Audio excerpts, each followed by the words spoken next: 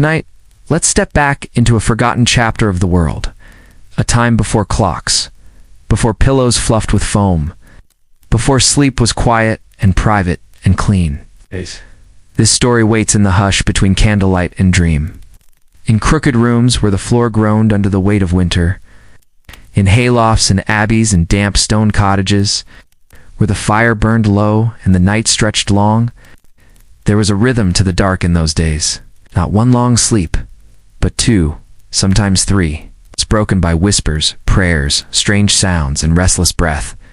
They slept beside strangers, beneath layers of rough wool, with mice in the corners and wind in the roof, listening, always listening, for something that might knock or stir or creak its way across the hearth. This story won't be told quickly. Let it settle like dust on old beams. Soft, slow, almost still. Where are you watching from? What time is it there? Dim the lights. Let your breath slow. Let the world fade. We'll begin now, just past the fire. It's on a bed of straw. Someone is turning over and drifting into their first sleep. The air smells of smoke, wool, and something faintly bitter, like herbs crushed in someone's apron pocket. Everything is still, everything. It's about to begin.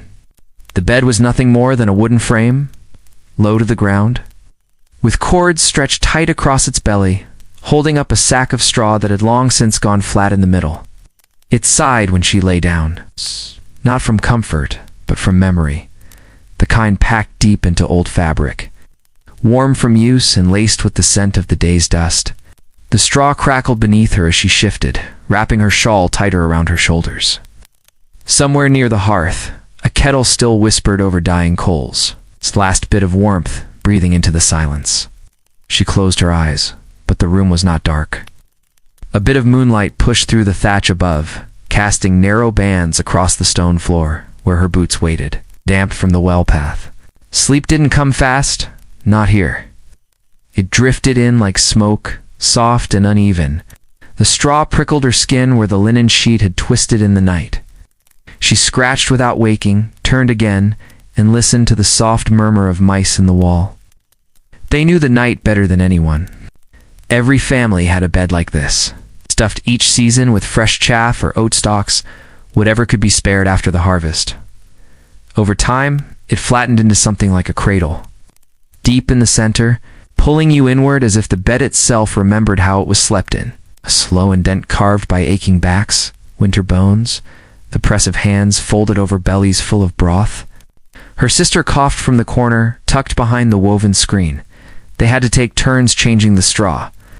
Once a month, if lucky. More often if the roof leaked. And it always leaked. The straw turned sour when it got wet, like old bread left too long in a warm room. Still, it was better than the floor. The woven blanket was heavy, coarse wool, edged in torn threading. It smelled faintly of lanolin in the outside world, as if it had been taken off a sheep and laid on the bed without question. Beneath it, she could feel the thin pad of stuffed linen fraying at the seams, and under that, the bite of rope through sackcloth where the frame had been pulled too tight and left to sag. She pulled her knees up, curling tighter into the fold of her arms. This is how they all slept, curled, bundled, woven into their own warmth like baskets. The fire was too far to heat the room. The stones were always cold, but the mattress held something. The body heat of last night's sleep, maybe, or the soft invisible press of something older. Something that had dreamed in this place long before her. Outside, the wind pawed at the shutters. The smell of damp earth came in through the cracks. Mud and wet leaves. Maybe the ghost of the old pear tree that had fallen in last year's storm. Everything moved slower at night. Even the weather seemed to drift like it was half asleep. She could still feel the pressure of her apron knot against her lower back. She hadn't untied it properly before falling into bed. Her hair was still in its braid. Tomorrow she'd undo it first. Tomorrow she'd fluff the straw near her shoulders. Tomorrow, maybe, she'd tuck lavender in the sheet. But not tonight. Tonight, she would lie here, in the curve of a worn mattress, surrounded by the smell of wool, smoke, and straw, listening to the slow breath of her sister, and the shifting silence of things that never quite sleep.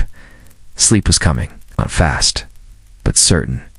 And in that soft fall inward, the first dream would bloom. Not a full dream, just a glimpse, a garden wall, a red ribbon caught in a tree, and the faint echo of a voice she hadn't heard in years.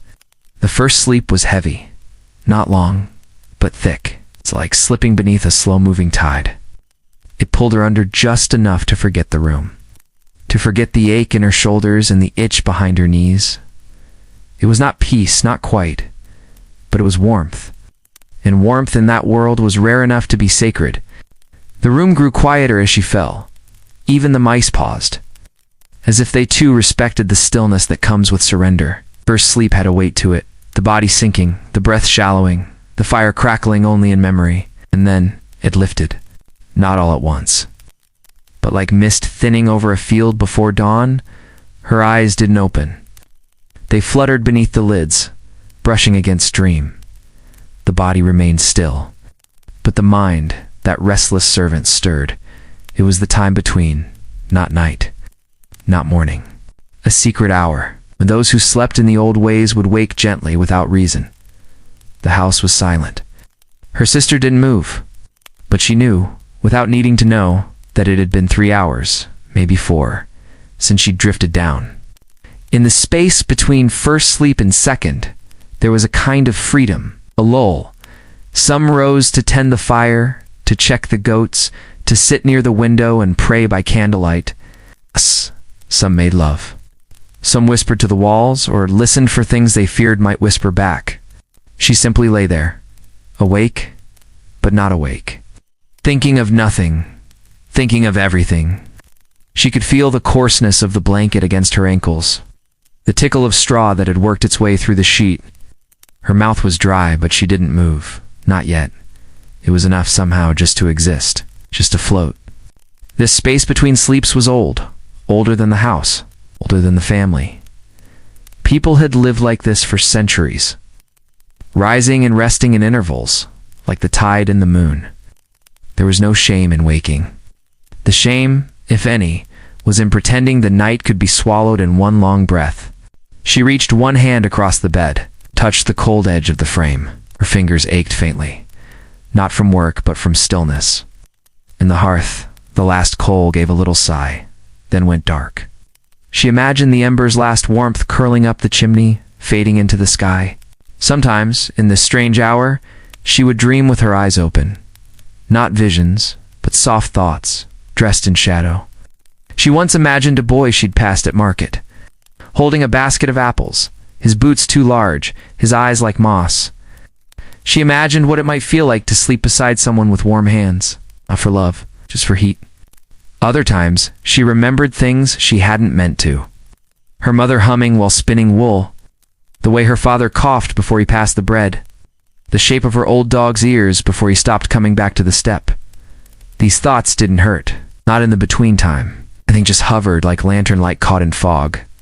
And slowly second sleep would come, not crashing in, but slipping under the door, as quiet as the cold.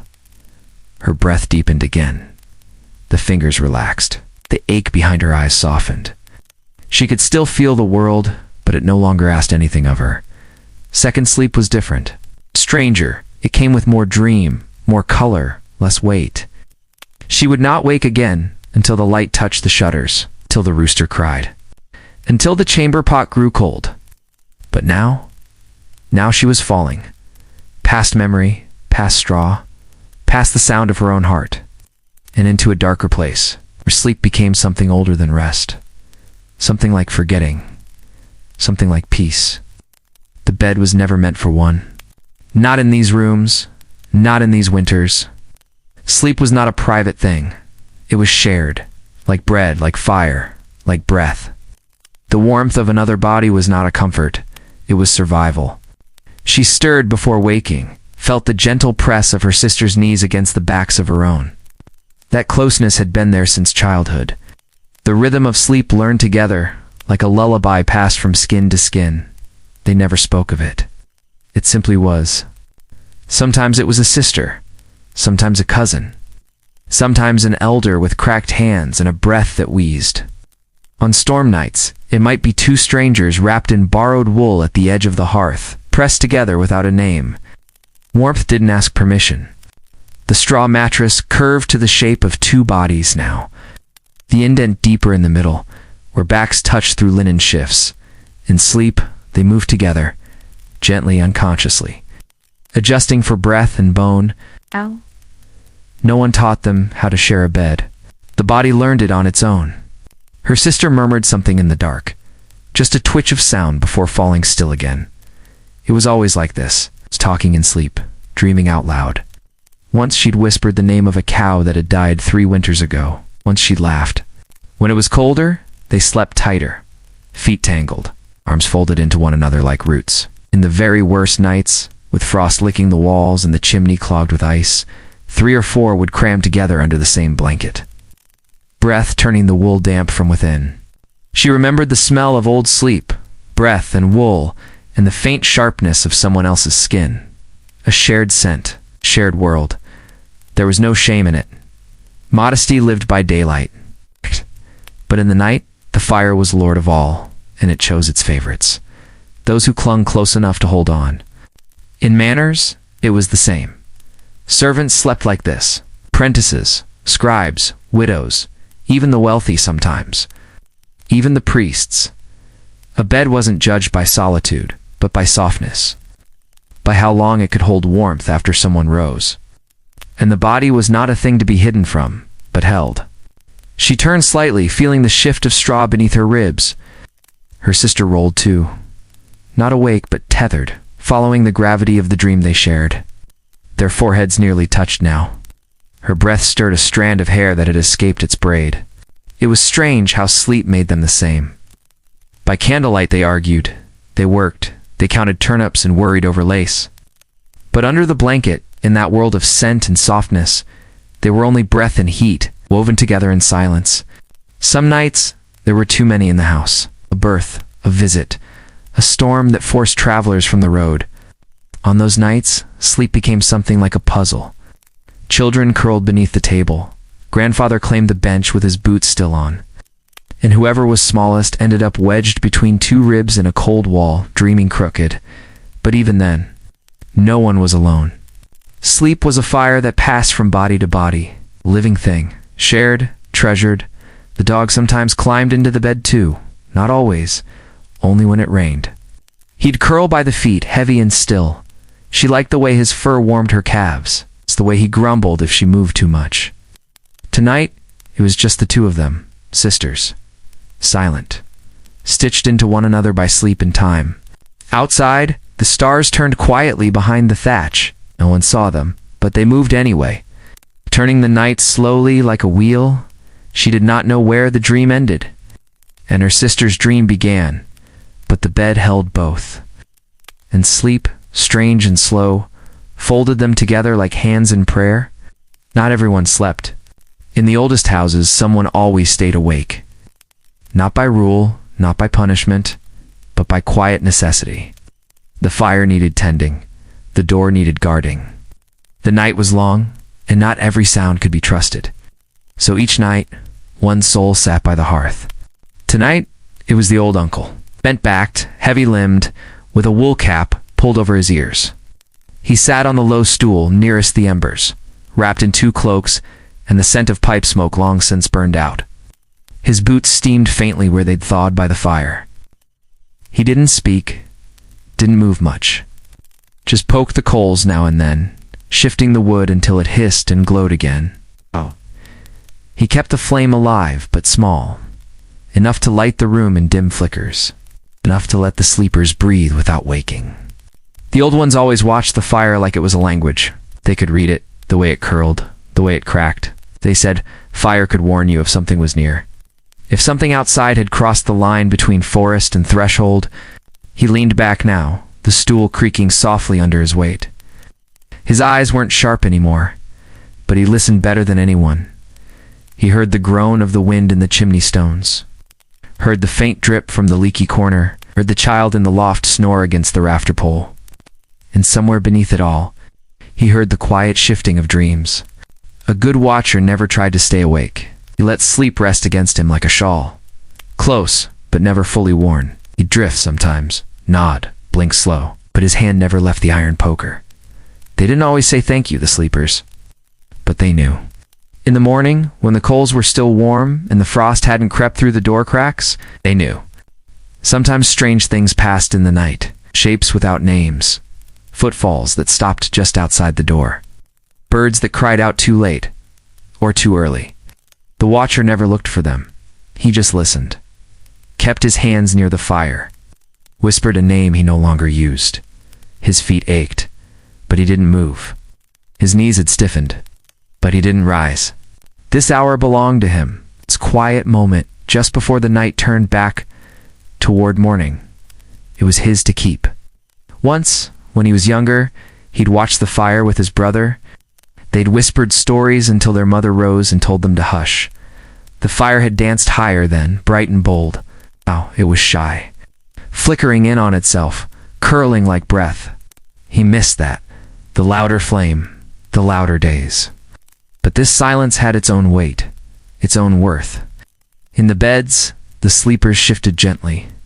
A cough, a sigh, the thump of a heel against straw. He didn't turn. He knew each sound by heart. The fire popped once, casting a shadow across the far wall. Just a broom, just the cat rising to stretch. He breathed in deep, held it, let it go. Soon, someone else would rise, take his place. The fire would pass on like a whispered word. But for now, he held it, kept it breathing, a small, sacred thing. In a world that forgot nothing, not even the quiet ones who stayed awake. To keep the sleepers warm, the candle was almost gone.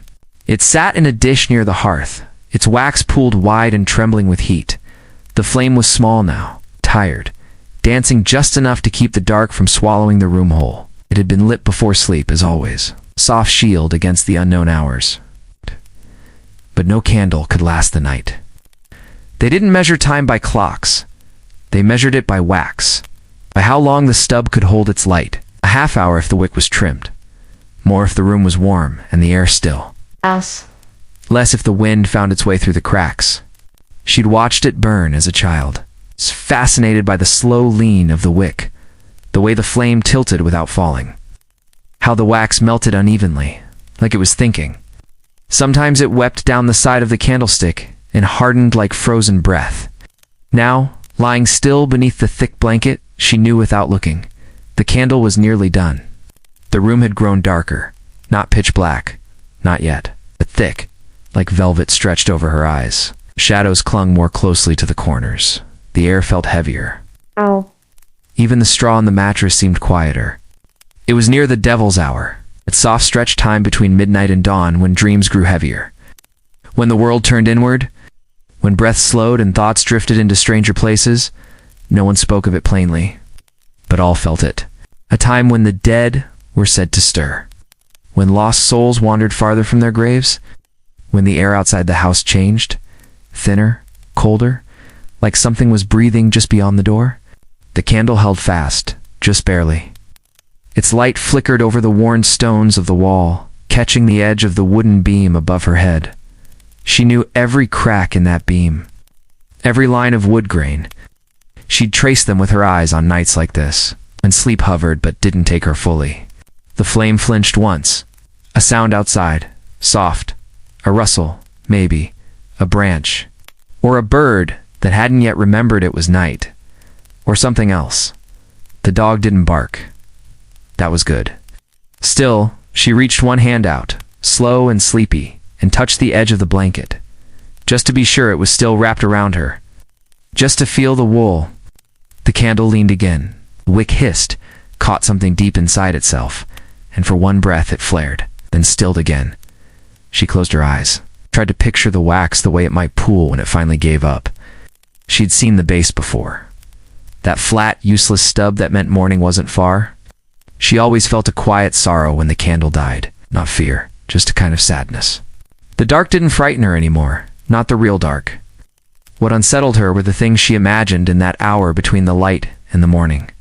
The creak of a shutter not latched, the sound of bare feet she couldn't place, the thought of someone standing just outside the glow, waiting for it to go out.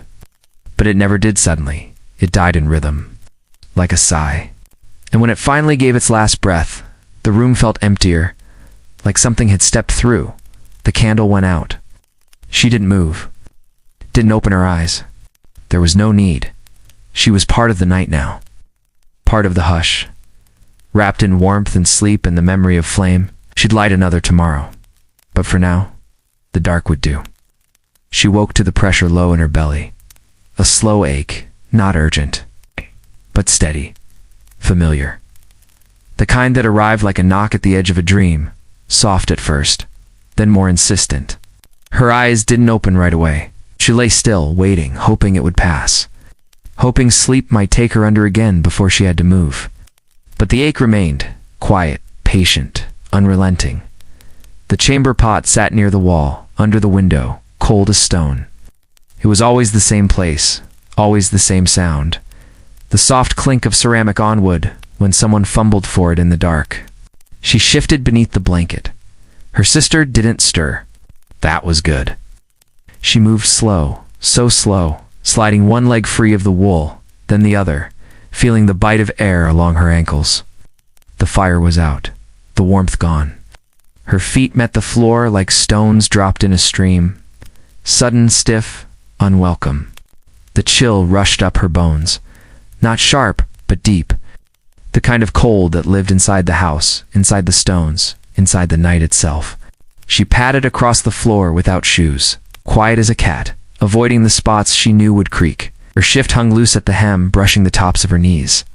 Her breath fogged faintly, but she didn't see it, only felt it, caught between her lips like a secret. The chamber pot waited, round, heavy, its rim cool to the touch. She settled over it with practiced stillness, knees drawn in, eyes still mostly closed. Outside, the wind hissed along the wall, chasing through the thatch. She remembered once when the pot had frozen, a night so bitter the contents had turned to ice before morning. They'd cracked it like glass, trying not to laugh. No one liked using it, but going outside was worse. The outhouse stood far behind the barn, across earth that turned to stone each night, and in snow it vanished altogether. The chamber pot was mercy of a sort, small convenience carved out of discomfort. She finished, rose slowly, careful not to spill, slid the lid back on with the gentlest clink. The sound still echoed louder than it should have. The pot would be emptied in the morning. She wouldn't be the only one. There would be 6 or 7, all lined beside the steps, steaming faintly in the dawn air. A strange kind of offering. She stepped back toward the bed, toes aching now. The straw beneath her feet was scattered dry. But some spots still held the day's damp. A cold that clung even after the fire died. When she slid beneath the blanket again, her skin burned against the warmth. The body, remembering heat, welcomed it like a forgotten friend. Her sister turned, mumbled something wordless, then settled again. She lay there, heart still quick from the cold, waiting for sleep to return. It would. It always did. Soon the ache would be forgotten. The pot would cool in its corner. The floor would sleep again, and she would drift. Back into the folds of the second sleep, where the cold couldn't follow, where the dark was quiet, and nothing was asked of her at all. The dormitory was long and narrow, shaped like a boat turned upside down. Its beams curved gently overhead, blackened from centuries of candle smoke. Rows of beds stretched wall to wall, simple frames of wood, each dressed in a thin mattress and a folded woolen robe at the foot. No pillows, no personal touches. Only stillness. It was the hour after matins. The monks had filed back through the stone corridors in silence, their sandals soft against the worn floor. A few still murmured their prayers beneath their breath, words half-formed, as if they clung to the rhythm long after the bell had faded. Now they slept, or tried to. The room was so quiet, the breath of 50 men sounded like wind in tall grass, slow, even holy. He lay in the third bed from the end, nearest the narrow window. The shutters were cracked just slightly, letting in a sliver of the moon. It carved a pale line across the floorboards, stopping just at the hem of his robe. He did not move. Stillness was a kind of vow here. The air smelled faintly of wax and sweat and the faint sharpness of old linen. Every blanket in the dormitory was the same, stitched by the same hands, washed in the same basin, worn by bodies that had long since joined the soil. Nothing here was owned, not even the sleep. Each man had risen in the dark, had stood in rows, singing ancient psalms with voices that barely lifted above whispers. Then they returned to bed. Not for indulgence, but for order. The body could not pray without rest. The mind could not serve without rhythm. He closed his eyes now, one arm folded over his chest. He knew not to expect dreams. Dreams were distractions. But still, sometimes they came. Brief flashes of gold leaf and candlelight, a river he hadn't seen since he was a boy. The sound of bells from a church that had burned long ago. His feet ached. Always. The cold settled in them like sand, sharp and dry. But he didn't shift. To move was to disturb the hush, and the hush was sacred. A brother 3 beds down snored faintly, the kind of breath that whistled through a broken tooth. Another rolled over, blanket pulling tight across a bony shoulder. These were not young men. Sleep came to them with age and ache. But the dormitory held them like a cradle. The great timber beams overhead groaned now and then, not from storm, but from memory. The wood had seen hundreds sleep here, hundreds more pass on. It remembered every sigh, every breath. Every hour passed in prayer. The moon shifted. The line of light crawled across the floor, climbing slowly up the edge of a cot, then sliding into shadow again. He recited his psalms not aloud, but silently, not words. Just shapes in the dark behind his eyes. He counted his breaths, counted the number of beds, counted how long it would take for the bell to ring again, and then he didn't count anything, simply was. Still, woven into the hush. One quiet breath among many. One candle's worth of warmth. A long unbroken night. The roof above her was not solid. Not truly. It was a patchwork of thatch and time. Reeds bound tight and blackened with age, tucked between crooked beams and roped in place with twine that frayed more each winter. It creaked when the wind passed over. It moaned in storms. It opened just slightly. Just enough to let the stars through. She lay on her back, eyes barely open, watching. The thatch shifted with the breeze, and in one narrow slit of sky, a single star blinked down. It didn't flicker like the others. It held its place. She liked that one. She didn't know its name, but it came back most nights. It's always near the same beam, near the place where the thatch had thinned. The house was small. 1 room, 1 bed, 1 roof. Her brothers slept near the door, her parents farther back near the fire. But she had the best view, her bed placed just beneath that sliver of heaven. Some nights, when the wind was right, she could smell the fields through the roof. Damp soil, cut barley, ash from the far village fire drifting over in its sleep. The scent wrapped around her as she watched the stars, soft as spun wool. The thatch was alive in its own way. It rustled with mice, held the heat in summer and the cold in winter. Birds nested deep in its layers, scratching and murmuring in the dark.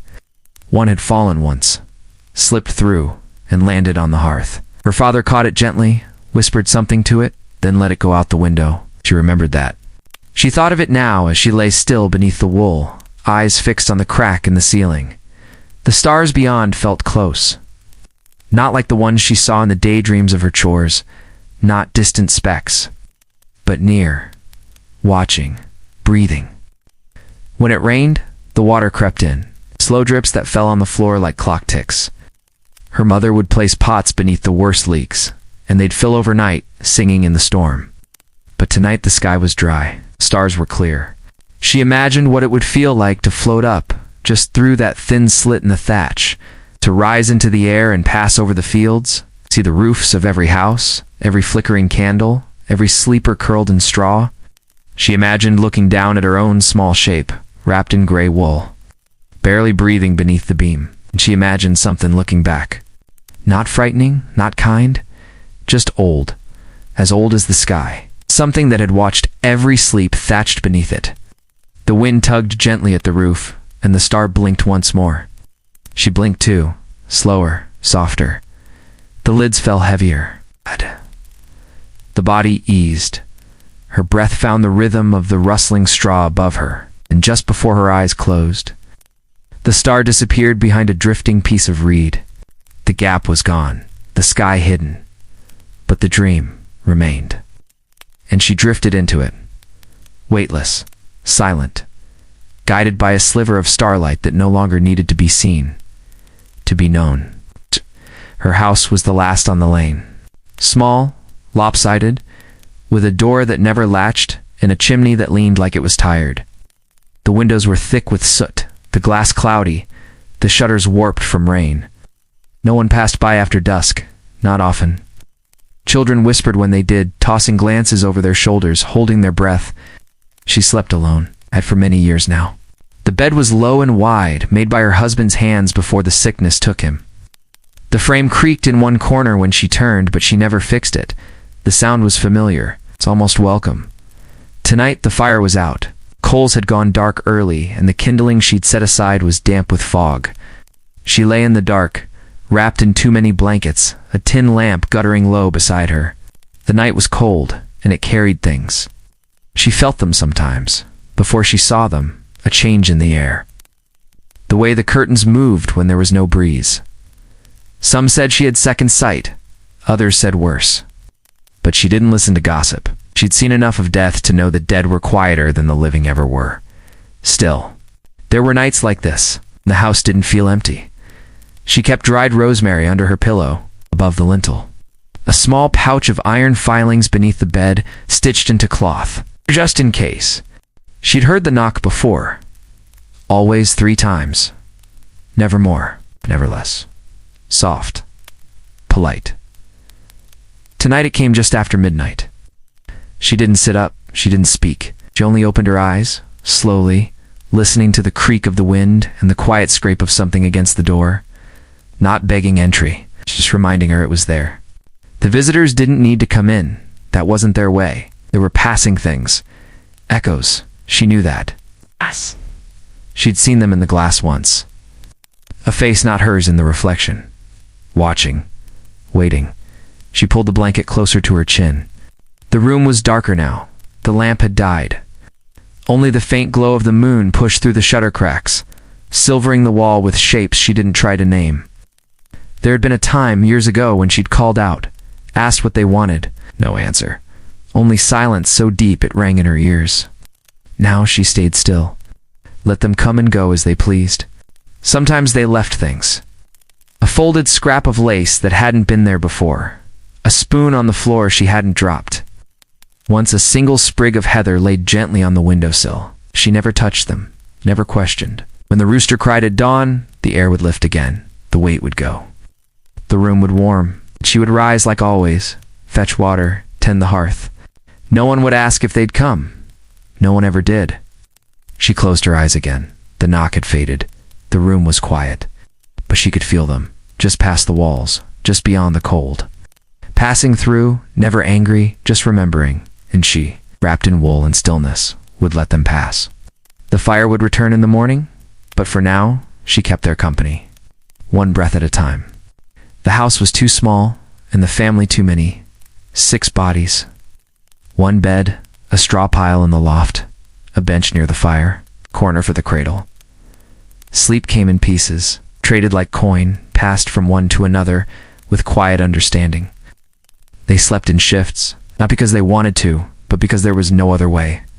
The mother always rose first, long before light.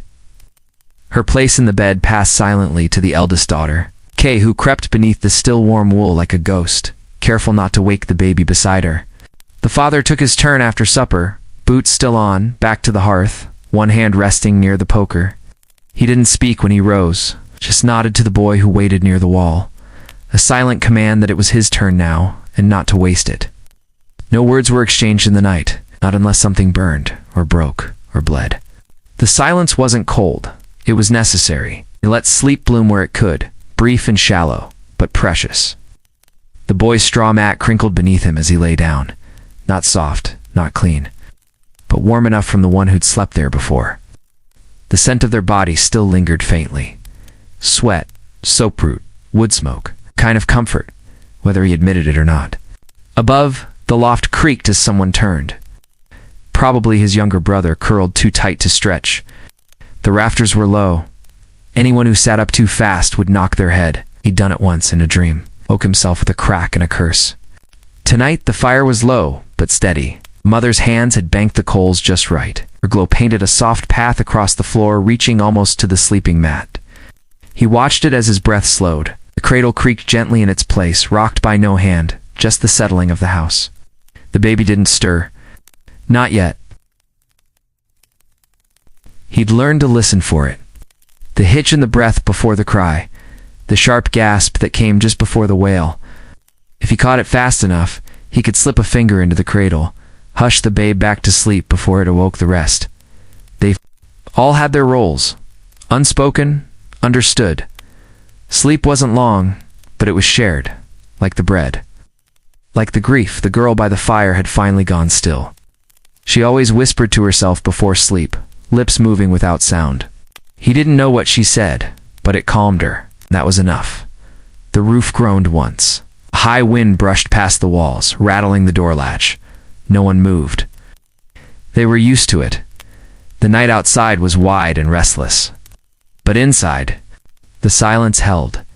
It wasn't peace. It's not fully. But it was something close, and he drifted into it. Body heavy, thoughts light. The warmth from the last sleeper still stitched into the straw. Another would rise before dawn. Another would take the space he left. But for now, it was his turn to lie still, to listen to the house breathe, to close his eyes and sleep in silence. The feather bed was the finest thing in the house, raised high off the floor. Framed in carved oak, draped in linen so white it almost glowed in the dark. The down inside had been plucked from dozens of geese gathered over years, stitched into a mattress thick enough to swallow the cold. But no one slept there. Not really, it stood in the Lord's chamber. It's just beyond the heavy door lined with iron nails. A room that smelled of lavender water and long silence. The servants were told to air it once a week, turn the mattress, lump the bolster, lay fresh herbs between the folds. But at night, the bed remained untouched. He preferred the bench near. The hearth, low, uneven, covered with a scratchy woolen cloak. He said it was for the heat, easier to tend the fire, easier to hear if trouble came. But they all knew. The feather bed was too quiet, too soft, too empty. It reminded him of her, his wife had died in that bed. Years ago, during the long winter, when the snow stacked high against the doors and the roads disappeared into white, she had coughed for weeks, then stopped. The sheets had held the shape of her long after she was gone. He never laid in it again. Not once. Even during illness, he stayed by the fire, upright, knees bent, head tucked into his shoulder. He claimed sleep found him faster that way. But it wasn't sleep he chased. It was forgetting. The chamber remained cold. No fire lit there anymore. Dust collected at the edges of the rug. The feather bed, untouched, sagged slightly in the middle. Not from use, but from waiting. The servants tiptoed when they entered. They never looked directly at the pillow. It still bore the faintest impression, like a memory pressed into the linen. He lay on the bench now, boots off, feet wrapped. In cloth, the flames danced low beside him. His eyes were closed, but not deep in sleep. The feather bed remained behind the door, waiting, quiet, listening some nights. The floorboards above would creak, though no one walked there. The heavy curtains would sway, though the windows were shut. The air around the feather bed stayed colder than the rest of the house. She was never seen, only felt in the weight of the linen, in the hush of the room. In the way he turned his face from the door, even in sleep, the bench held his warmth, now held his aches, held his restless breath. But the feather bed remained. Perfect, unoccupied. A monument to comfort that no one dared claim, not because it was cursed, not because it was sacred, but because it remembered too much. And the night. The night was already full of ghosts. The rain had started just after midnight. Not a storm. No thunder, no sudden gusts. Just that soft, steady patter that crept in gently through the eaves, like it had always been there. A quiet rhythm. A kind of lullaby made of water and wood. It hit the roof in patterns first, the heavy thatch above the sleeping loft, then the wooden boards of the storage room beyond. She could hear the difference. The thatch absorbed it like old wool. The boards sang with it, hollow, sharp, insistent. She lay awake, eyes open in the dark, listening. Not frightened, just still. Rain had a way of making the world smaller, drawing it in, pulling the corners tight. Beside her, the boy had turned in his sleep, one arm flung out toward the wall, fingers brushing the stone. He didn't wake. His breathing matched the rain, slow, even quiet. The wind moaned in the chimney, not loudly, just a long, low hum like a voice too tired to form words. It curled down the flue and settled around the hearth, carrying the scent of wet ash and soot. The fire had gone out earlier. Only a few red coals glowed now, blinking softly like eyes behind eyelids. The wind moved again. A loose shutter clicked once, far across the room. The door swayed slightly in its frame, not enough to open, just enough to sigh. She pulled the blanket. Up to her chin, the wool was heavy, damp around the edges. Not from rain, but from breath. Too many bodies sleeping close. Too much air recycled over and over again. The house breathed with them. In the loft, a drip had started. A slow tap. Tap, tap from the far corner, where the thatch had thinned. It would fall into the wooden pail they kept there for this very reason. She could picture it now. The little puddle gathering, the soft ripple with each drop. It wasn't a bad rain, but it didn't bring fear, but it brought something else, a kind of stillness. A sense that no one outside would come knocking. No ox would escape. No stranger would wander in. The rain made sure of that. The wind whispered again through the chimney, then faded. The sounds inside the room grew clearer. A soft sniffle, a slow breath, the creak of the mattress under someone shifting deeper into sleep. She turned her face toward the window, though it showed nothing. Only the pale outline of the shutter slats, and beyond them, the colorless dark. She imagined the rain washing the thatch clean, washing the world clean. Carrying away the ash from the last fire, the dust from the floor, the smoke from yesterday's stew, washing even the dreams. Tomorrow, the path to the well would be muddy, the kind that clings to your shoes and refuses to let go. But tomorrow didn't matter yet. Only the rain mattered now. Only the soft weight of it on the roof. Only the wind, tired and wandering, humming in the chimney like an old lullaby. Half-dash forgotten, she let it sing her down. Not all at once, but slowly, drop by drop, breath by breath, into a sleep as gray and gentle as the sky beyond the shuttered world. Sleep didn't come clean, not here, not then, beneath the blankets, against the straw. Sleep came wrapped in itch and dust, and the quiet ache of bodies, never truly scrubbed. The scent of soot clung to everything, the walls, the bedding, the hair tied tight in braids that hadn't been undone in days. She scratched the back of her neck without waking, fingers slipping under the collar of her shift, nails finding the familiar bite of dry skin, or maybe something else. She didn't know. She didn't care. There were always lice in the seams of her bonnet, along the hems of her sleeves, in the folds of the nightclothes passed from sister to sister. The knits clung like seeds buried deep, stubborn against even the sharpest comb. The scratching was quiet, a soft rustle of skin on skin. It happened in every bed, every night. It was part of sleep, as much as breath or dreaming. She remembered when they'd burned her shift last winter, soaked it in lye, boiled it in the kettle, scrubbed it against the stone until the cloth gave out. Her mother said it was the only way to kill them, but they always came back. The soot came too, from the fire, from the lanterns, from the chimney that smoked even when it shouldn't.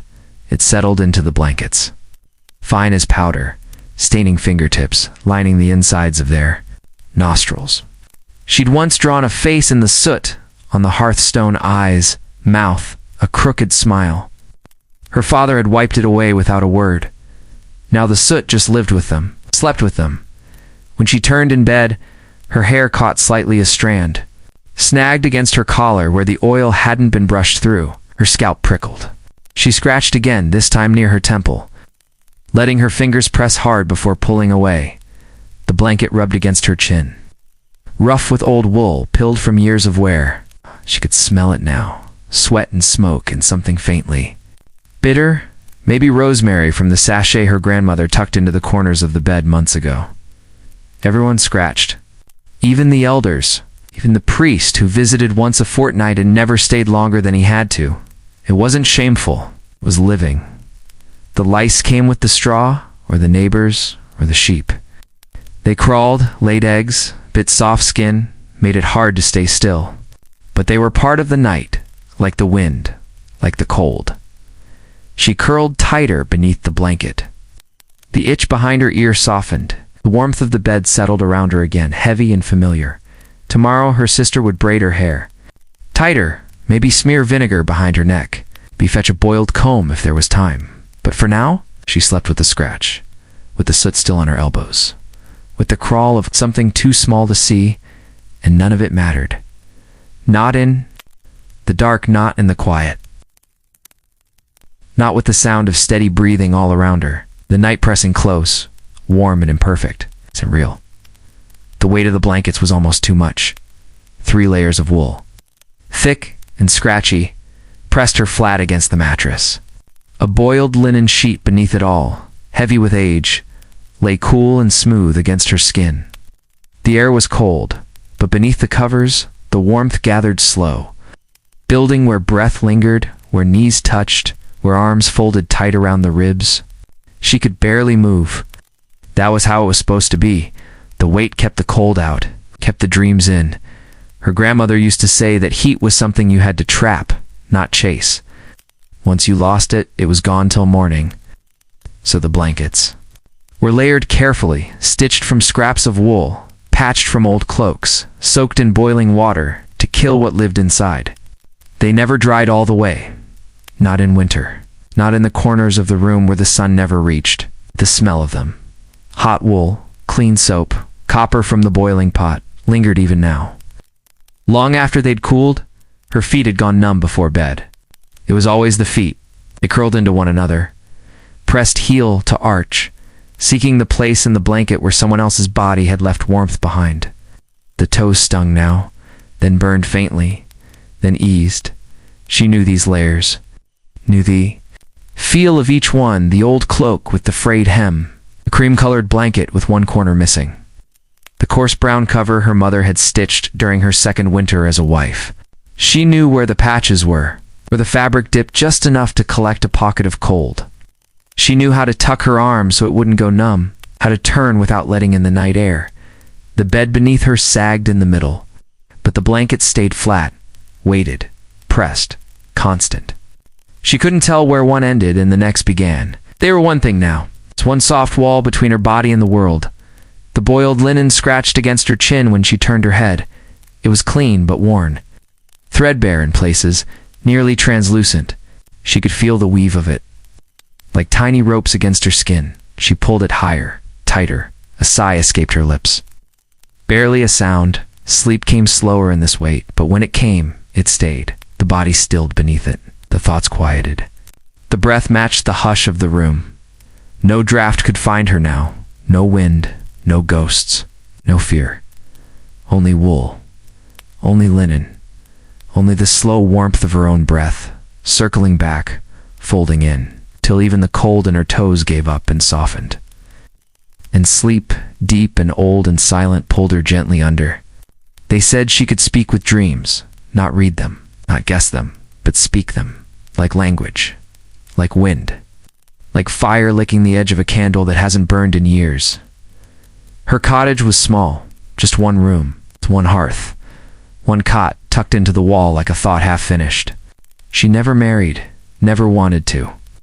Some said she'd once been promised to a woodsman who vanished into the river fog. Others said she'd been born with a veil over her face, a sure sign, thin skin between this world and the next. She slept by the window, not for air, for moonlight. She said it helped her listen, said dreams drifted on moonbeams like ash, soft, weightless, full of secrets that didn't belong to the body. Tonight she lay on her back, arms folded beneath, her shawl, her long gray braid resting heavy on her shoulder. The fire was nearly out. Just a few coals held a quiet, pulsing glow. The room breathed with her, Wood creaked. The kettle clicked as it cooled outside. The dogs didn't bark, they knew. People came to her in the mornings, wrapped in cloaks and sleep, their faces still marked by whatever they'd seen the night before. They never spoke first. She would look at them just once, then speak. "You saw a gate in the sky," she'd whisper. "You saw your brother's hands. You heard your name from someone who never learned it. They always wept. No one knew how she knew." Some nights, she'd wake suddenly, eyes open in the dark. She'd murmur words no one could understand, names not spoken in years. She'd sit up slowly, hands gripping the edge of the mattress, face turned toward the corner where the wall met the roof beam. As if listening, as if someone or something was speaking back. She said dreams weren't just shadows of the day, were paths. Doors, echoes from other lives, other beds. Other winters, she said, a sleeping child sometimes dreams a memory that belonged to their great-grandmother. That pain returns through the pillow. That love returns through scent. That fear curls under the blanket and presses against your ribs with fingers you've never touched. People feared her, loved her, avoided her unless they needed her. But at night, they all wondered what she was hearing. What names passed through her sleep? What voices stirred behind her shutter tonight? The wind turned outside, catching the edge of the thatch, brushing softly against the door. She stirred once, then stilled. Her lips moved, not sleep-talking, not prayer, something older. A soft rhythm. Her breath deepened. Her body folded still into the cot.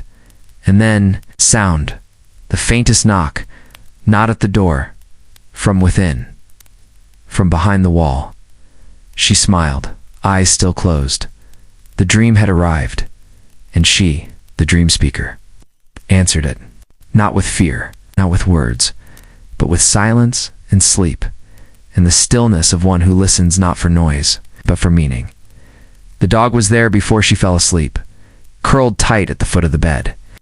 A rough mound of fur and warmth, his ribs rising slow beneath the woolen edge of the blanket. He didn't stir often, just enough to let her know he was still breathing, still listening, still hers. He wasn't supposed to be there.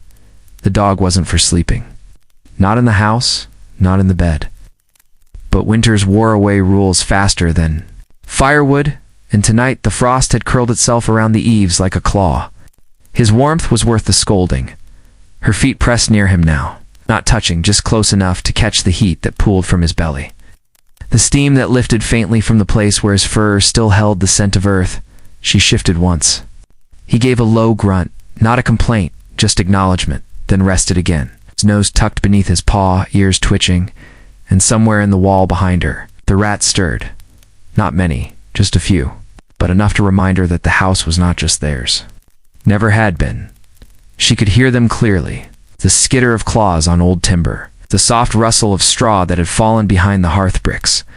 One moved too fast and knocked something loose, a crumb maybe, or a forgotten bit of cloth. She didn't move. The dog lifted his head. He sniffed the air, but he didn't bark. He knew them too. The rats had lived in the walls longer than anyone remembered. Generations, probably. Born and bred in the dark, they knew the warm places, the quiet times, the corners where bread crusts vanished. Sometimes she left them scraps. Not out of kindness, just agreement. He stayed in the walls and she stayed in her dreams. But still, at night, the noise carried. Even the smallest sound echoed louder when the fire was low, and every breath in the room was slow and even. The rats weren't fearful, just busy. They had their own business, their own hours. She listened. Eyes closed, the dog settled again. His warmth had seeped into the blanket now, soaking through the wool, chasing away the sharpness that always gathered at her ankles before dawn. Once, a rat had found its way beneath the mattress. It was years ago. She'd felt it move beneath her calves, light as a whisper. She hadn't screamed, just froze, let it pass. Since then, she listened more closely. Tonight they stayed where they belonged. In the wall, behind the lathe and timber, behind the stories people didn't tell guests. The house was alive with them. Small sounds, small movements, tiny lives unfolding beside her own. The dog breathed heavier now. He dreamed sometimes. His legs would twitch, his breath quicken, A quiet bark caught in his throat. She liked when that happened. It meant he was with her in the dark, not just in body, but in sleep. A shared world, a shared warmth. She pressed her foot closer to him. Just enough to feel him there. The rats had quieted. Or maybe she had simply fallen. Too far into the stillness to hear them. The fire whispered once. The dog shifted in reply. And she let the weight of the blankets fold over her again, unbothered, unafraid, wrapped in the rhythm of paws and claws, fur and straw, and the strange, silent peace of not being alone. The loft was barely a loft at all, just a plank platform nailed between two beams. Tucked beneath the curve of the roof where the thatch dipped low and the heat from the hearth rose slow. It was the warmest place in the house if you could reach it. You didn't mind the dark. The boards creaked with every breath she took. Not loudly, just enough to remind her they weren't made for sleeping. Just wide enough to lie still. Just strong enough to hold a child who knew how not to roll. She slept above the goats. Could hear them shifting below, their soft bellies grumbling, horns knocking gently against the stall wall. Their scent-damped hay and musk clung to the beams. Drifted through the floorboards, settled in the folds of her blanket. She didn't mind it. It was better than the cold. The others slept below, near the fire. Her brothers huddled close by the door, and the baby lay curled in the cradle with her thumb in her mouth. But up here, in the rafters. It was her space. Her own patch of night. She'd learned early how to climb the ladder quietly, how to duck her head where the roof sloped, how to lie flat and still and silent. The first night she slept there, her mother watched from below, mouth tight, hands clenched in her apron. But nothing happened. And nothing had happened since. Though sometime, she dreamed she'd fall, not from fear, but from the strange way the body remembers gravity. Even in sleep, she would jolt awake with a gasp, arms flung out, toes grabbing the edge of the boards as if they could hold her to the earth. But it always passed. Tonight, the roof whispered. Rain had softened the thatch earlier, and now the wind combed through it like fingers. She could hear every breath of it, could feel the air shift above her, beneath her, all around. She pulled the blanket higher. It didn't cover her feet, not all the way. But she knew how to curl them, tuck them beneath her thighs. Find the last scraps of heat left behind by yesterday's sleep. There was no candle up here, only the pale silver from the sky. Seeping through a hole in the thatch, it made shapes on the roof beam, soft rings, like smoke. She counted the cracks in the wood, traced the grain with her gaze, followed the dark where a spider had spun its web in the corner near her head. It didn't move. Maybe it dreamed too. Down below, someone coughed. The goats shuffled again. She stayed still. Up here, even her breathing had to be careful. If she rolled too far, she'd wake the whole house. She knocked the basket of drying apples, it would crash to the floor and scatter. Once, her toe had nudged the broom. It clattered down like thunder. She had learned stillness was safety. Sleep was balance, and dreams were lighter in the rafters. They floated, just beneath the roof, where the stars nearly touched the thatch, and the moonlight painted quiet stories across the planks. Her eyes closed slowly. The goats below settled into their straw. The wind passed gently overhead, and she slept like a bird in the eaves. High, hidden, held. The knock came just after the third hour, soft but hurried. The kind of knock that didn't wait to be invited in. She was already awake. She often was. The midwife didn't sleep like others did. Her bed was small, built near the hearth, so she could rise quickly. She slept in her shift, wool stockings on her legs, boots near the door with the laces loose. The lantern hung on a nail beside her cloak. She took it first. The oil inside was low, but the wick caught fast, blooming into gold. She moved slowly, not out of age, but out of knowing. The house was cold, the kettle cold, her bed still warm behind her. She didn't glance back at it. The door groaned as she opened it. A boy stood in the snow, bareheaded, shaking, his breath white and rising in puffs. "It's time," he said. That was all. She nodded once. The cloak wrapped around her shoulders. She tied it with quick fingers, pulled the hood low, lifted the lantern high. The light spilled out in a tight ring, painting the snow gold, then blue, then black again. She followed him without speaking. The village was quiet. No dogs barked. No windows flickered. Just frost clinging to every thatched edge, ice creeping across barrels and buckets in the old stone well. The path to the cottage was familiar. She'd walked it before. 3 times. Once in autumn. Once in rain. Once in silence. Tonight it was snow. Each step crunched faintly beneath her boots. The boy's feet moved fast, too fast, slipping in places. She stayed slow, deliberate. Lantern held steady. Like a small sun, the wind cut through the trees with a whimper. When they reached the door, it was already open. Warmth rushed out in a heavy breath. Fire, sweat, old wool, something sharp and metallic inside. The woman lay folded on a low cot, her face slick with heat, her knees drawn up. A mid-pain moan hung in the air like smoke.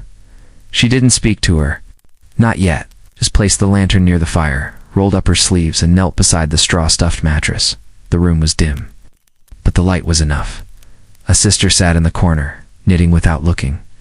A husband paced the doorway like a ghost, too scared to come in, too scared to walk away. She pressed a hand to the woman's belly. Warm, tight. Not long now. Time folded in strange ways during birth. Minutes stretched, hours vanished. Breath became the only measure. The cry, silence. The next cry, she wiped the woman's brow with a cloth soaked in lavender water. Hummed something low. Not a tune. Just a sound to fill the space where fear waited. The lantern burned steady beside the hearth. Later, when it was done, when the child had come, wet and wailing, fists clenched, mouth wide with life, she would tend the cord, swaddle the bundle, place it into waiting arms. But not yet. Now she watched, listened, waited, held. Time passed. Pain rose and fell like tide, and through it all, the lantern stayed lit. Her hands moved with the rhythm of someone who had done this before. 50 births. Maybe more. Each one remembered in the bones, if not the mind. Outside, the snow thickened. The shutters rattled. But in here, fire burned. A mother breathed. A child turned. And the midwife, keeper of the in-between, watched it all unfold in the flickering light of sleep's most sacred interruption. They said the bell rang once. Not the chapel bell. Not the iron one they told. For feast days or funerals. This was smaller, colder, hung on a crooked frame in the churchyard, half swallowed by ivy, green with time. It only rang when someone had died. And only when someone had not yet been mourned. The villagers called it the death. Bell, no one rang it. It rang itself. She woke to the sound like a pull behind her ribs, not loud, but deep as if the earth had exhaled through metal, one clear note. No, echo. She sat up slowly, her blanket falling into her lap. The fire was low, the room was cold, the bell should not have rung. No one had died, not that anyone knew.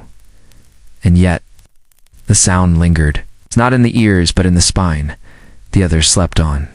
The baby in the cradle still breathed in fits and starts, hiccuping like she always did before dawn. Her husband's feet twitched beneath the cover. Toes curled as if running in a dream, but she sat still, listening. The bell had come from the west. From the churchyard just over the hill, where the graves slanted and the soil never quite settled. They buried old Martha there 2 weeks ago. Said she'd gone in her sleep, a smile still on her lips. But her sister said she'd heard her walking. The house the next night, bare feet on old boards, stopping in the kitchen as if she meant to bake one last loaf. The bell hadn't rung then, but it had now. She rose, slow and careful. Her toes met the cold stone floor. She wrapped herself in the shawl by the door, still heavy with the scent of peat smoke and rosemary from the drying line. No one stopped her. No one noticed. The moon was still high, barely veiled by thin clouds. Painted the frost silver, lit the edge of the grave path with quiet blue. She didn't go far, just to the fence. Just to listen. There it was again. Not the bell this time, but something softer. Breath in the leaves. A slow step. The shift of weight near the stone. Marker with no name, she watched. Eyes barely open, and for a moment, just one, she thought she saw movement near the tree line. Not a person, not a shape, just a parting of fog. Then nothing.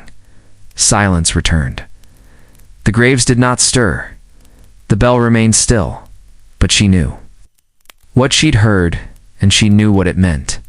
Someone had passed in the night, alone, unheld, unwept. And the bell.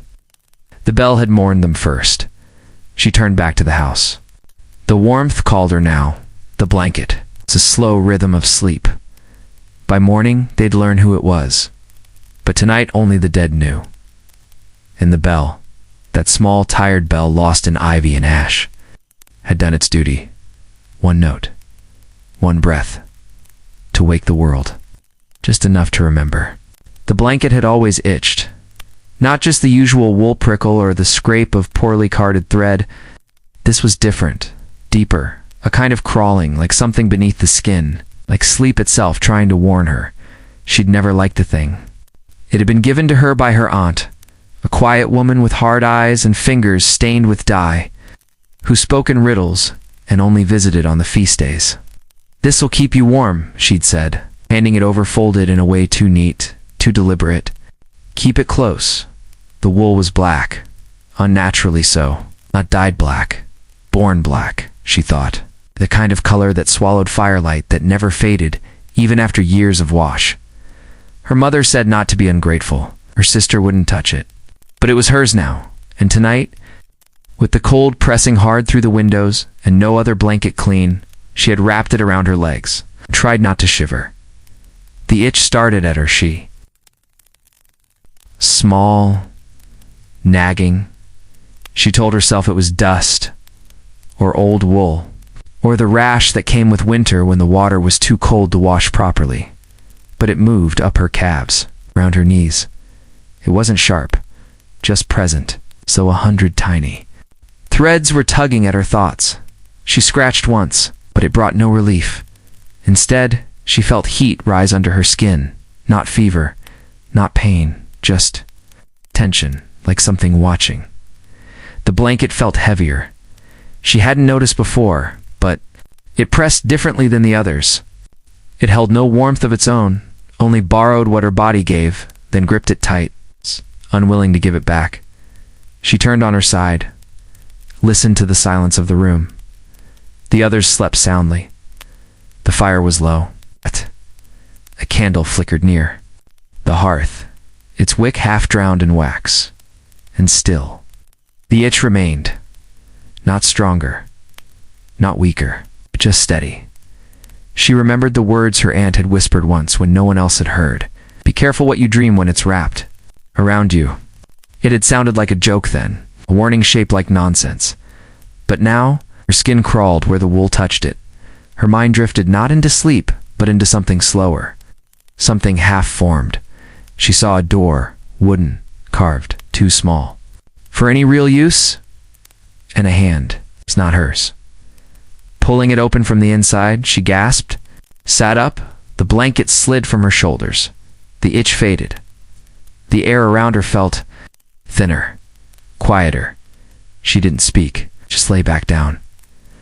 But not beneath the blanket. She folded it slowly, fingers trembling, and pushed it to the floor beside the bed. Let the cold in. Let her knees shake. Better that than what stirred behind the weave. Sleep came again, eventually light, shallow, filled with shifting shadows she didn't dare name. And when she woke at dawn, the blanket was back on the bed, folded neatly, waiting. No one slept that night. Not in the village. Not in the hills. Not in the low stone houses, wrapped in peat smoke and superstition. On St. Brigid's Eve, the hearth was never allowed to die. The doors were never bolted. And the beds were never fully made. The old women said she walked. That night, not as she had in life, not a saint, not a girl, not a nun with a reed cross in hand, but as something older, something bound to the land, to the grain, to the cold. She passed through homes where the fire welcomed her, where a place had been left at the table, where a shawl was draped over the sill for her blessing. She brought no words, only presence, and no one dared sleep through it. The children tried, curled beneath wool and whisper, but even they stirred again before midnight. The mothers stayed busy, turning the loaves in their cloths, brushing the doorway with water drawn from the sacred well. The fathers lit fresh candles, one in each room, one for each child. She sat by the window with the others, wool shawl wrapped around her shoulders, a soft plate of oatcakes waiting beside the hearth. They didn't speak much, just watched the dark beyond the glass, the way. The frost formed slow spirals along the edges. The night stretched long, not with noise, but with watching. They watched the chimney, the candle flame. The wool laid out carefully over the chair, her shawl, if she came. If she touched it, they said it would bring healing. The wind outside howled once, then quieted.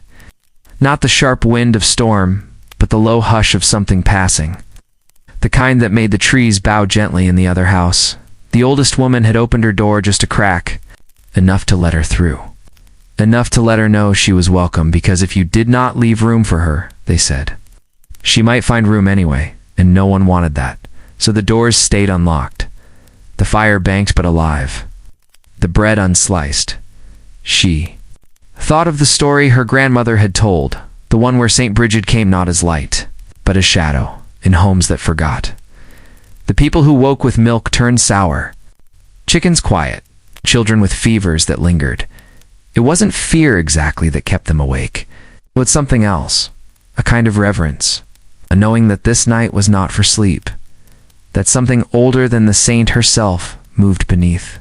The stars brushing through doorways, lifting shawls with hands no longer flesh. The candle flickered. The hearth hissed. She closed her eyes. Not to sleep, but to feel, and for a moment, she thought she smelled rushes, not from the floor, from the wind, and she knew then the night had been seen, and they watched and returned. The sheet hung limp and pale, pinned just above the window frame, damp with well water drawn before dusk. It clung softly to the stone, heavy with its own weight, cooling the air that pressed against the glass from outside. It was a quiet trick. It's passed down by word of mouth, how to keep the heat from the fire from escaping too quickly, how to catch the night air and soften it before it reached the bed. No one talked about it much, just did it. Folded the cloth with care, dipped it in the basin until it was soaked through, held it high, let it drip once, twice, into the hearth ash, then hung it where the window breathed. Now, in the middle of the night, the cloth glistened faintly, caught the light of the last coal, cast a dim shape on the floor like a curtain between worlds. She lay beneath it all, back to the wall, head resting on a wool-stuffed pad. The air in the room had cooled, but not unkindly. It curled gently around her hands, which were folded near her chest. The sheet above didn't sway. It only hung there, like mist held still in the middle of a dream. It had always calmed her. Even as a child, the way the damp fabric softened the sound of the wind, the way the scent of fresh water filled the room without effort. Sometimes, she imagined it caught things as well. Whispers, curses, sharp words said too close to sleep. She imagined the cloth drinking them in, leaving the night quiet again. Outside, frost lined the sill. It crackled faintly now and then as it grew, a slow, crawling thing more alive than anyone liked to admit. But the cloth blocked it, dimmed it, turned it into nothing more than a sound in the background of a deeper hush. No. Dogs barked. No carts rolled. No steps crossed the path behind the cottage. It was the kind of night that held still in its middle, and the cloth, the simple wet cloth, was its guardian. The others in the house slept soundly, their breaths slow, their bodies. Still, she watched the cloth as her eyes grew heavier, not moving, just there, a pale presence, a hush made visible, and in the stillness of that moment, as in the silver-streaked dark where linen met stone, she understood what her grandmother had once said, that not all spells are spoken, some are soaked, wrung out, hung in silence, and trusted She breathed in through her nose. Slow and steady. The scent of the cloth met her lungs, water, ash, air, and she let it carry her down softly into a sleep deeper than warmth, deeper than thought, where even the wind knew not to knock. Not. Tonight, not with the sheet watching. It stood near the threshold. Just inside the door, a single candle in a clay dish set low on the ground. Where its flame flickered with the draft from beneath the wooden frame, it wasn't meant to light the room, it was meant to guide. She had placed it there before bed, with quiet hands and no words, the way her mother had, and her mother before her. No ceremony. It's just a match struck, a wick caught, and a silence held for the space of a breath. It was for the ones still walking, the ones not yet.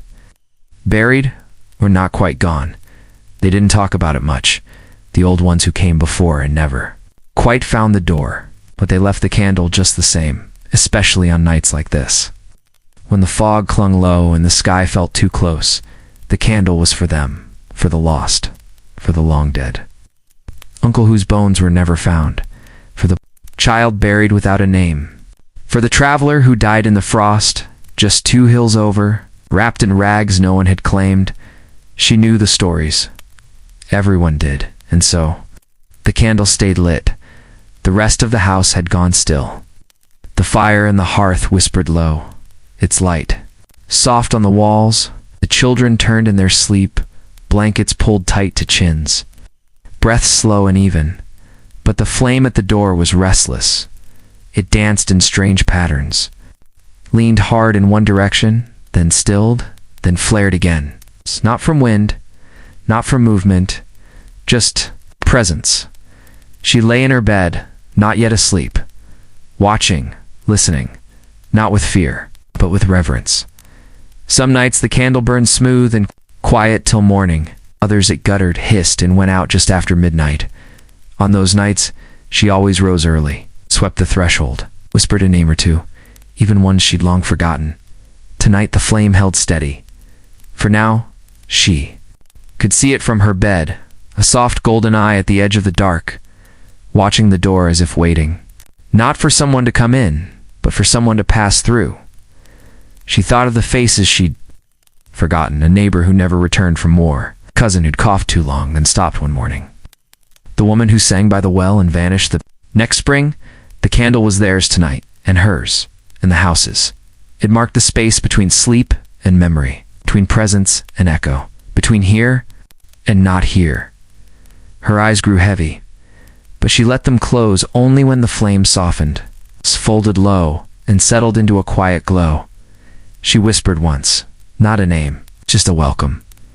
And sleep took her gently, as the candle kept its silent watch. For those still wandering, the door had been marked. A dark red cross, streaked with ash and dried wine, smeared across the wood with a trembling hand. Below it, a scrap of cloth still fluttered faintly in the cold, tied there as warning, tied there as prayer. Inside, the air did not move. Not truly. It was thick, damp, still. As if time itself had slowed beneath the rafters. As if the house no longer belonged to the hours. She lay in the corner cot, farthest from the hearth. The fire had died early. Tended it. The embers lay dark and broken, like scattered teeth. The air smelled of sickness, not sharp, but soft and sour. Soaked into every blanket, every plank, every breath. They had stopped counting the fevers. Somewhere beyond the wall, someone stirred. A cough. Not dry, not wet, just tired. There had been 6 of them once. Now 3. Or 2. She no longer trusted her own memory. She had a damp cloth folded across her eyes, not for healing. Just to dim the flicker of candlelight, the only one left, burning low on the floor beneath the shutter. It had been meant for reading once, before the sickness came. Now it just kept the dark from pressing too hard against her skin. She hadn't eaten since morning. Or was it yesterday? The broth had gone cold beside the bed. She could smell it, faintly. Onions, thyme, a trace of iron. But her body didn't ask for it. Not anymore. They had stopped ringing the bell in the village. Too many to mourn. too. Few to dig. This house had once been filled with laughter. She remembered that. Not hers, but someone's. A child, maybe. Or the boy who brought eggs and always lingered too long near the door. Now it was quiet. Pain didn't shout anymore. It whispered. Her hands trembled as she folded the blanket closer to her chest. The wool was stiff, heavy with the sweat of too many nights. It just reminded her she was still here. The candle crackled once, then again she turned. Her face toward the sound. Slowly her bones felt hollow. Somewhere behind her the boards shifted. A step, or just the house settling into its own sorrow. Did not check. There was nothing to see. Nothing new. The same dark walls. The same pale shapes. The same breath rising and falling, barely. She closed her eyes, not to sleep. Not truly, but to drift, to float just above the ache, just above the memory of warmth, of touch, of voices. The candle would go out soon. She didn't mind. There was no need for light now. No need for morning. Only the hush.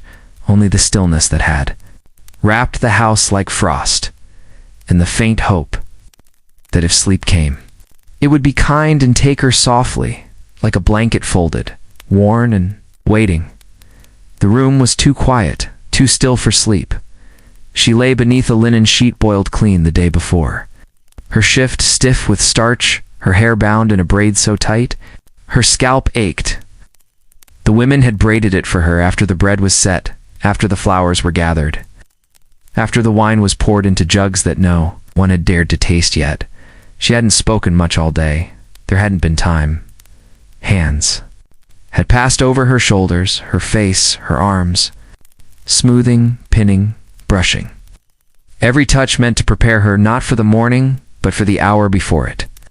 This hour, the one where sleep refused to come. Her mother had given her the bed alone tonight, though she'd never slept in it. By herself before. The room smelled of lavender and old linen, of beeswax rubbed into the wood, of breath held a little too long. Outside, someone passed by the shutter. A cousin, maybe. A friend, whispering, laughing. Too softly to understand, but not softly enough to forget. She turned her face toward the wall. The pillow beneath her cheek was cool and strange. She could feel the embroidered hem of the sheet beneath her fingers.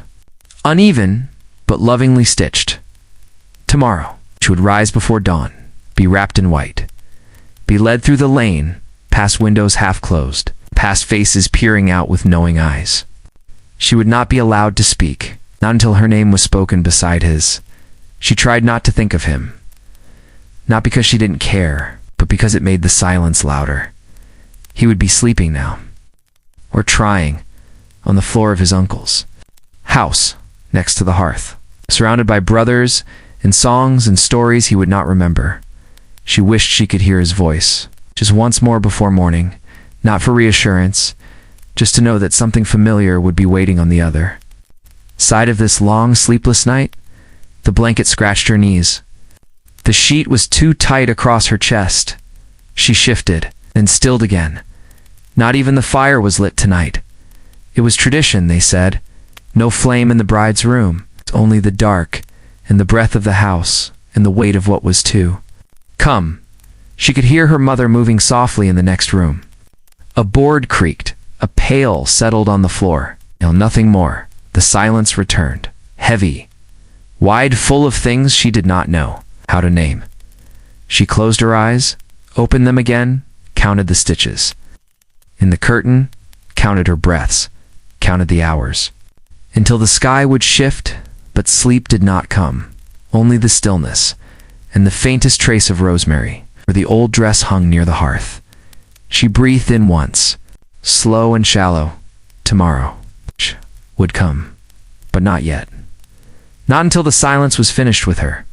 Not until the night had passed over her like a veil unseen, but felt, binding her to the past, and to the morning that waited just beyond the shutter. The earth was hard beneath her. Not frozen, not yet, but dry and packed tight. The way it got after too many seasons without proper rain. She lay with her back to the slope, arms folded across her chest, the cloak pulled up to her chin. and the hill rising gently behind her like the shoulder of some sleeping beast. They hadn't meant to stop here. The road had been longer than they planned, the sky darker, the light gone quicker than expected. And so, she and her brother had made camp near the hill. Beneath a thorn tree, just tall enough to block the wind. She hadn't wanted to. Not here, not under this hill. But he had said, it was just a story, that the rope was long gone, that the gallows had rotted down to nothing, that no one had hanged a soul here in 50 years. But the stories lingered. They always did. The place had a name, Gallows Rise, they called it. Though no stone marked it, and no map dared write it down. Everyone in the village below knew what had happened there. The old thief, the baker's son, the midwife who knew too much. The crows still nested in the branches above, even now. She could hear their wings stirring softly as if disturbed. In sleep, she pulled the cloak tighter, felt the chill seep in through the woven seams. Her bed was nothing but grass and silence. No fire, no tent.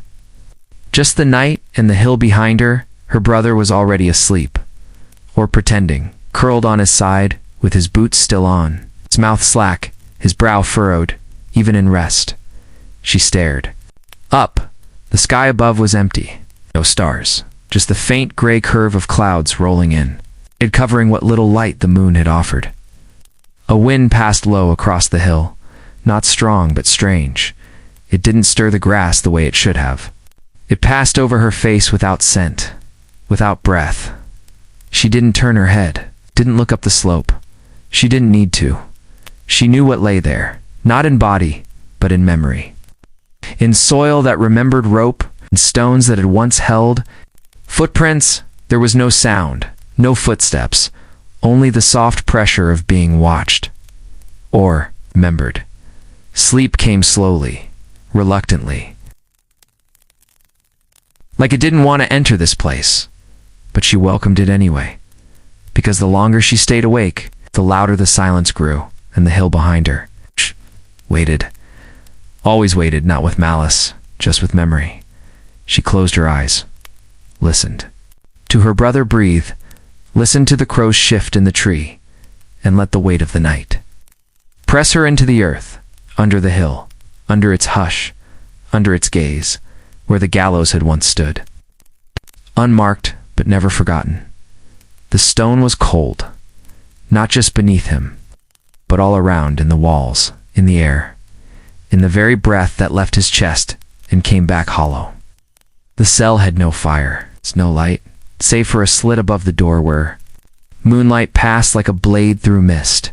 He hadn't slept in 3 nights, or perhaps he had, in pieces, minutes stolen between the ache in his wrists and the slow drip from the ceiling that marked time without mercy. The iron was the heaviest thing, not the chains themselves. Those were thin, rusted, more bark than bite now. But the weight of them, the knowledge that they were there, that if he moved too far they would follow. With a sound, a soft ring, metal against stone, a sound that echoed deeper than it should. He shifted now, slowly, so slowly, the chain dragging over the floor with a breath of a scrape, just enough to remind him, just enough to wake the rats in the corner. The straw beneath him was damp, not from fresh water, but from days-old sweat and the slow seep of the wall behind him. He turned his head and rested, his cheek against the rough fabric of his sleeve. The shackles around his ankles were looser. They always were. He'd grown thinner since they brought him here, thinner and quieter. Once, he'd called out, not for rescue, for sound, just to hear his voice against the stone. But the echo had startled him, too sharp, too lonely now, he said. Nothing. Just lay there, watching the moonline shift across the floor, listening to the soft clink of iron whenever his breath moved his arms, just so. Sleep, when it came, was strange. Not deep, not gentle, more like falling. Without direction.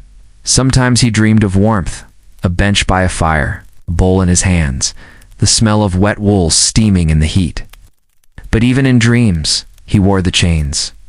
He'd woken once to the sensation of the shackle being removed, only to find it had not been, not in this world, The guard would come in the morning. Or maybe it was already morning. The light never changed. The air never warmed. He curled in tighter, knees drawn up. Iron clinking quietly. It was the only sound left that belonged to him. The others had their beds, their hearths, their wives whispering. In the dark. But he had the shackles and the slow rhythm they made when he moved in sleep, soft, final like bells at the bottom of a forgotten well. By the time her eyes opened, the fire was gone, no glow, no whisper. The ash, gray and soft and still, settled into the belly of the hearth, like a breath that had finally let go. She didn't move yet, just stared at the stone across the room. The blackened bricks streaked with soot, the iron grate. Slouched forward, half covered in cinders. It had burned out early. She'd meant to wake. To feed it one more log, to bank it beneath the embers. But sleep had come too fast, too heavy, and now the room held its absence like a held breath. Her fingers felt it first. The chill had crept into the blanket seams, into the folds of her sleeves, into the air that kissed her cheek as she turned her face from the pillow. It wasn't sharp yet, not biting, but it would be soon. The others hadn't stirred. The baby slept on, one foot sticking out from beneath the corner of the blanket. Her brother had buried himself deep, only a tuft of hair peeking above the edge of the shawl. But the cold would find them too. It always did. She sat up slowly, wrapping the blanket around her shoulders. The room was colorless in the early light, the windows still dark with condensation. The floor faintly wet where the frost had begun to melt and creep inward. She knelt beside the hearth, touched the ash dot still warm. Barely, but not enough to hold. She sifted it gently with one hand. Fingers blackened in seconds, searching for a coal that might still live, buried deep. There was none. It would have to be started from nothing. Again, she reached for the tinder. Box, the flint, the bundle of dried moss tied with a scrap of old thread. Her hands moved without thought, slow, steady. Ow. This part of morning was more memory than motion. Before the light. Loss? Before the bread. Before the rooster, or the prayer, the fire, it was always the first. Thing she struck the flint. Once, twice. A spark. A curl of smoke. A soft glow inside the moss. No brighter than a pulse. She breathed on it, slow, deep, gentle, and it caught. The flame rose, trembling, small, brave. She placed it carefully into the hearth, fed it splinters, then bark, then the smallest stick. It grew. Not fast, it's not loud, but steady. And with it, the room changed.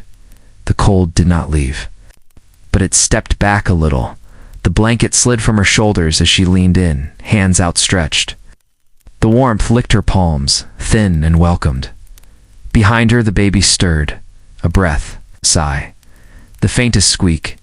And in that moment, she smiled. Not because it was over, but because it had begun again. A new day, a new fire, the hush of night slowly lifting in the cold. Retreating one ember at a time, this was the quietest hour, the one before the rooster. Before the light crept through the slats of the shutters. Before even the dog stirred at the foot of the bed, she sat alone by the hearth. Not for warmth, the coals were nearly gone, but for the silence. For the strange peace that came in. That narrow space between sleep and waking, when the world still dreamed and breath hung soft in the air. She wrapped her shawl tighter. The wool was old, but it held her shape like a second skin. Her hands rested in her lap, fingers curled gently, still warm from the fire that had burned bright just hours before. Nothing moved. Not the cradle, not the curtain, not the clock, because there was none, only the rhythm of breath and the slow shift of shadow along the wall. She listened to the house, to the boards that creaked. When no one walked, to the wind that whispered at the eaves, to the sleep that still lingered like a scent. On everyone else's skin, this was her hour. The final watch, she always took it. Not because she was asked, not because she couldn't sleep, but because someone had to hold the stillness, to witness the last of the night before it folded itself away. The others would wake soon, stretch, yawn, complain, but not yet. For now. The quiet stretched around her like linen hung to dry. Wide and soft and barely moving, she turned toward the window. The shutters were closed, but she knew, she could feel it. The light was coming. Not fast, not loud, just steady. She'd watched it arrive 100 times, watched it chase the frost from the glass, melt the cold from the stone, paint color back into the wool and the bread and the curls of her daughter's hair, and still. It never felt ordinary. There was something sacred in the last moments of night, when the world still held its breath, when the fire was memory, it's not flame, when the house was still more dream than day. She leaned back slightly, resting her head against the wall. The stone was cool, familiar. The coals in the hearth pulsed once, and dimmed. She did not stir. The light would come, the bread would rise, the children would cry. But for now, the silence held, and she kept it, not as a duty, but as a gift. The final thread of the night held gently in her hands, until it faded into gold. The light had come, but not yet fully. It brushed the edge of the windows, soft and colorless, barely more than a sigh across the sky. The night hadn't left, not entirely, but it was folding itself away. Careful not to wake the ones who still slept beneath wool and straw. The fire was out. The ash was cool and still. The house held warmth, not heat. Warmth, the kind left behind in breath, in blankets. In the curve of a body that had dreamed all night and forgotten to move, she lay on her side. Eyes still closed, not yet ready for the world to return. It would, soon, but not now. Now there was only stillness. The kind that came after all the candles had burned low, after the last cry had been hushed. After the final bell had rung and the stars had disappeared, one by one, behind pale sky, the others had begun to stir. A foot shifting beneath a quilt, a low murmur, clink of pottery in the other room, where someone had risen too early for tea, but she stayed still, wrapped in what remained. The end of the night carried something the day could not. A slowness, a softness, a kind of peace that wasn't perfect but ancient, like stone warmed by sun that had it's already set. She could still feel it. The dreams weren't vivid anymore, but the feeling lingered, a drifting sense of something left unsaid, something almost remembered, a shape, a voice, a name too quiet to follow. And that was enough. She didn't need more. Not now. There was always work waiting, always cold water in the basin, always bread to be kneaded, wood to be carried, floors to be swept, but those things could wait a moment longer. The rest of the night, its stories, its sounds, its strange rhythms still clung to her skin. Like smoke, she let it fill the space between her ribs, let it settle behind her eyes. Let it hold her one breath longer before the world returned, because sleep wasn't just escape, it was memory, it was return. It was the only place where everything waited, the fire, the straw, the candle, the bell, the voices, the silence. And now, in the final hush before the sun reached the floor, she lay still, not asleep, not quite awake, just resting in what remained, the warmth, the dark, the breath, the dream. And in that dream, ancient, quiet, lived 1,000 times over. The fire never went out, the roof never leaked, and the night never really ended.